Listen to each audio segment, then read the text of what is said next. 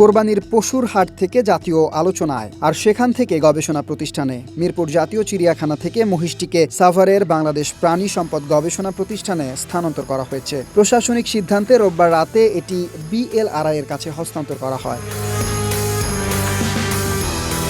মাথার পশম, গায়ের গোলাপি আভা ও মুখের গঠনের কারণে মার্কিন প্রেসিডেন্ট ডোনাল্ড ট্রাম্পের সঙ্গে সাদৃশ্য খুঁজে পেয়ে এর মালিক নাম দিয়েছিলেন ডোনাল্ড ট্রাম্প। এরপর সামাজিক যোগাযোগ মাধ্যমে ব্যাপকভাবে ভাইরাল হয় প্রাণীটি।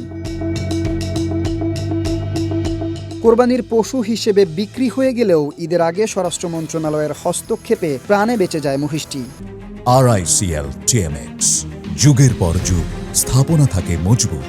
পরে সরকারি সিদ্ধান্তে তার স্থান হয় জাতীয় চিড়িয়াখানায়। এদিকে চিড়িয়াখানা কর্তৃপক্ষ জানিয়েছে, আলবিনো মহিষটির জিনগত বৈশিষ্ট্য এবং সম্ভাব্য অর্থনৈতিক গুরুত্ব নিয়ে গবেষণার পরিকল্পনা রয়েছে।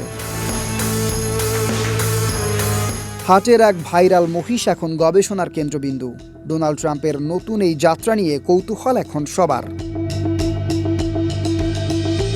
কামরান তুষার, ডেস্ক রিপোর্ট, ঢাকা পোস্ট।